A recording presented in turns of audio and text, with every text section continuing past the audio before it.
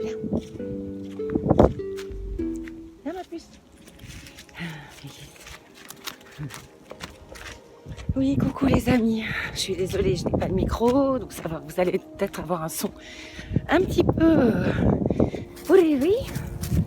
Non, un mauvais son je pense, mais c'est une vidéo instantanée, spontanée, en balade avec ma Mélisse, dans la forêt, en pleine nature, comme toujours, pratiquement tous les jours, on se fait une grande balade. Viens ma puce. Oui, et donc cette balade m'a inspiré, entre autres, un thème dont j'ai déjà parlé en fait, mais en cette fin d'année 2019, c'est vrai que les énergies sont particulièrement chargées, denses, très très denses, et on le sent autour de nous. On a l'impression que on a tous un peu des gros boulets aux chevilles qu'on traîne de plus en plus. On a l'impression, comme si on faisait de la muscu, qu'on rajoute des charges. Mais justement, c'est pour tester notre capacité à porter de plus en plus de poids. Et 2020 va commencer à ôter quelques-unes de ces charges pour nous soulager, pour nous permettre de découvrir de nouveaux horizons. Et dans toutes ces charges, on peut bien évidemment retrouver les mémoires cellulaires, les mémoires karmiques, tout ce qu'on trimballe depuis des vies, tout ce qu'on trimballe également de par notre enfance, notre éducation, les schémas que nous ont transmis nos parents, les gens qui nous entouraient. Et du coup, quelquefois, on a certains schémas qui sont collés à notre peau et on ne peut pas avancer, on ne peut pas créer nos propres schémas et faire en sorte que ces schémas-là, ils appartiennent à nos parents, à des personnes de notre famille, mais pas à nous. Et qu'à un moment donné, il faut savoir rompre cette chaîne, cette chaîne qui se perpétue. Et tant qu'il n'y a pas un maillon de la chaîne qui dit stop, qui ose casser cette chaîne, eh bien ça ne s'arrête jamais. Donc ça fait partie tous ces schémas familiaux et de l'environnement qui nous entoure à notre naissance. Parce qu'on est très malléable quand on est petit, donc forcément on fait éponge avec tout ça. Ça fait partie de toutes ces charges. Il y a également les charges de tout ce qui faisait partie de notre vie, de notre quotidien.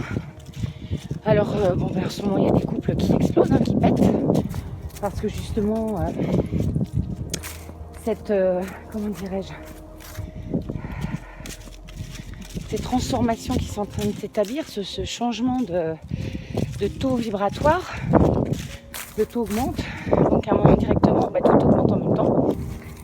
La tension, les colères, ça je vous parle du sens négatif, mais dans le sens positif c'est l'inverse. On s'éveille de plus en plus, on s'ouvre aux valeurs, on veut recouvrer les valeurs et l'essentiel de la vie, de l'existence sur ce plan terrestre. Tiens ma puce. Et donc dans ces charges, je vous parlais donc de l'entourage qu'on s'est créé et qui ne nous correspond plus. À savoir des amis que l'on croyait être ses amis, mais qui l'étaient pour une période de notre vie, mais qui à un moment donné, dans cette nouvelle phase qui s'offre à nous, ne correspondent plus, ne sont plus sur les mêmes longueurs d'onde que nous. Et indirectement, ces charges-là aussi vont nous permettre de lâcher du lest, découvrir un horizon qui nous correspond plus. Voilà, et ça ne veut pas dire que c'était des mauvais amis et que nous ne sommes pas non plus des mauvais amis, mais que c'est juste qu'à un moment donné, la roue tourne dans un sens différent et que de nouvelles personnes vont faire partie de ce nouveau cycle de vie. Des personnes qui nous ressemblent de plus en plus, avec qui on va s'épanouir et à qui on va apporter un épanouissement également.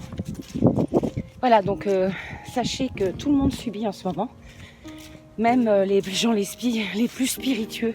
Viens là mes mères. Moi je suis en train de subir ma petite chaîne qui arrête pas de tirer la laisse. Allez, on avance.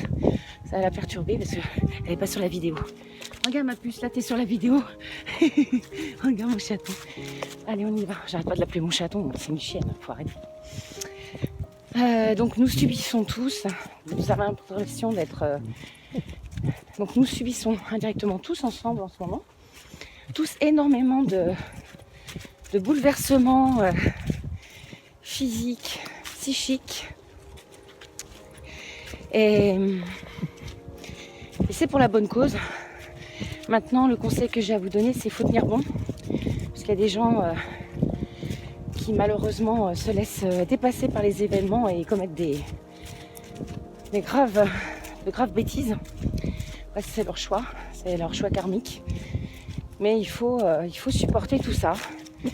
Il faut supporter la transformation. Je pense qu'une chenille qui se transforme en papillon, ça doit être quelque chose. À mon avis, nous on trouve ça magnifique, mais pour elle, ça doit être une sacrée épreuve, un sacré bouleversement. Et c'est un peu ça, nous, en ce moment. C'est une chenille qui se transforme. Alors, je vous dis pas que le papillon, il sera en 2020, hein, mais on commencera à peut-être entrevoir l'esquisse du spectre des ailes du papillon qui va bientôt voler le plus haut possible. Papillon qui dans quelques temps volera, culminera. Ce papillon qui vient trop. Faut être patient. Il faut se dire que tout bouleversement a ses raisons. Et que même si c'est dur, c'est très très lourd parfois, il faut accepter la situation et dire qu'on n'est pas tout seul à la vivre et que le monde entier est en train de ressentir ça.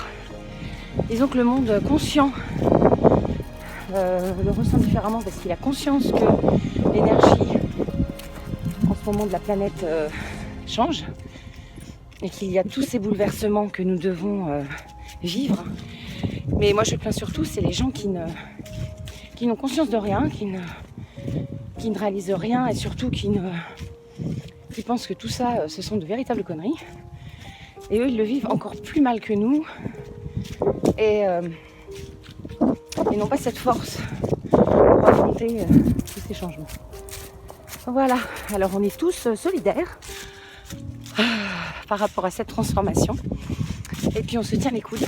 On se tient tout ce qu'on veut, mais on tient bon.